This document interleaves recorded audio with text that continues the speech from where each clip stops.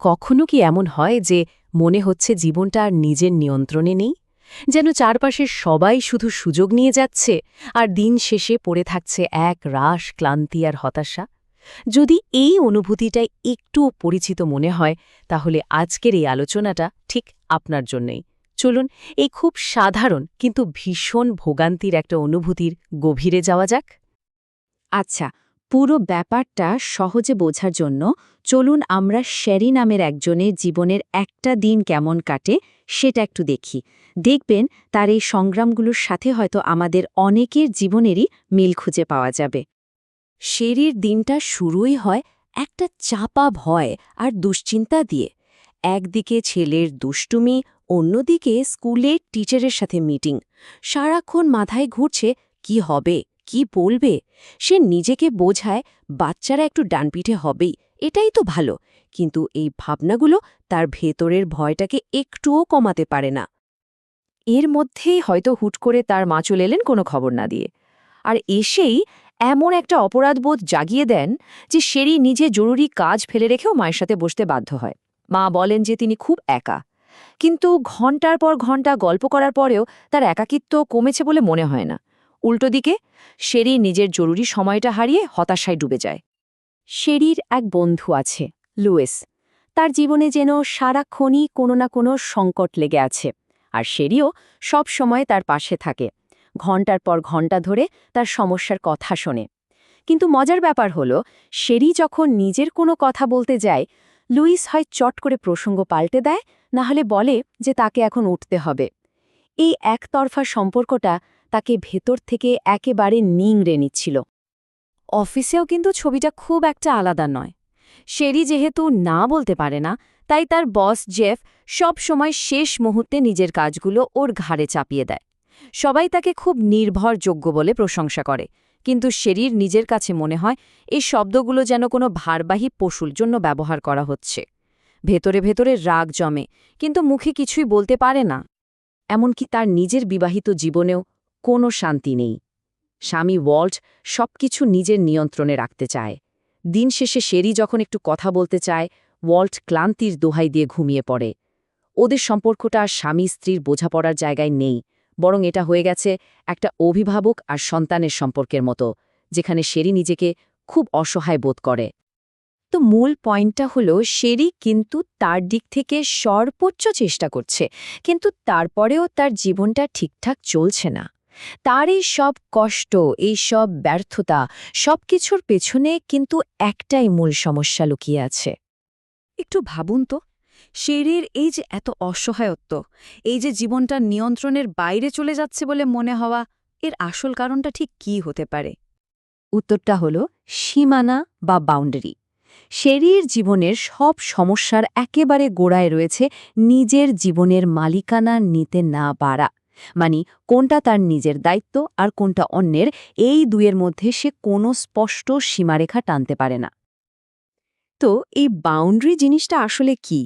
চলুন কয়েকটা খুব সহজ উদাহরণ দিয়ে ব্যাপারটা একটু পরিষ্কার করে বোঝার চেষ্টা করি। দেখুন, বাউন্ডারি আসলে আমাদের নিজেদের পরিচয়টাকেই স্পষ্ট করে। এটা পরিষ্কার করে দেয় যে কোনটা আমি আর কোনটা আমি নই, মানে কোথায় আমার দায়িত্ব শেষ আর অন্য কারোর দায়িত্ব শুরু। যখন এই সীমারেখাটা স্পষ্ট থাকে, তখন আমরা স্বাধীনতা পাই। আর যখন এটা ঝাপসা হয়ে যায়, তখনই জীবনে কষ্ট আসতে শুরু করে। এখানে একটা খুব জরুরি পার্থক্য বুঝতে হবে। ধরুন কারো জীবনে বিশাল কোনো সংকট এসেছে, একটা বোল্ডার বা পাথরের মতো ভারী সমস্যা।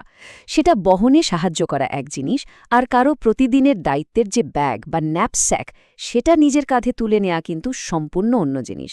আমাদের দায়িত্ব একে অপরকে বড় বিপদে সাহায্য করা, কিন্তু কারো প্রতিদিনের ভার বহন করা নয়। আর একটা কথা, সীমানা মানে কিন্তু দেয়াল তুলে দেওয়া নয়। ভাবুন, এটা একটা বেড়ার মতো, যাতে একটা গেটও আছে।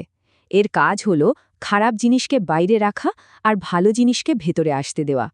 আবার নিজের ভেতরের কষ্ট বা খারাপ লাগা বের করে দেওয়ার জন্য কিন্তু এই গেটটা ব্যবহার করা যায়। এই ছবিটা দেখুন, কি দারুণভাবে দেখানো হয়েছে। আমাদের নিজেদের অনুভূতি, পছন্দ, আচরণ, চিন্তা, এই সব কিছুর জন্য আমরাই দায়ী। এগুলো আমাদের সীমানার ভেতরে। কিন্তু অন্য মানুষের অনুভূতি, তাদের পছন্দ বা তাদের আচরণের দায় কিন্তু আমাদের নয়, ওটা তাদের সীমানার ভেতরের ব্যাপার। সীমানার সমস্যা মানে কিন্তু শুধু না বলতে না পারা নয়।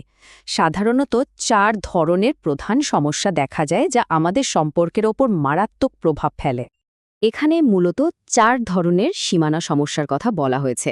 প্রথমত, অনুবর্তী বা কমপ্লায়েন্ট, যারা খারাপ কিছুতেও হ্যাঁ বলে ফেলে। দ্বিতীয়ত, পরিহারকারী বা অ্যাভয়েডেন্ট, যারা অন্যের সাহায্য বা ভালোবাসার নিতে পারে না। তৃতীয়ত, নিয়ন্ত্রক বা কন্ট্রোলার, যারা অন্যের না শুনতেই চায় না।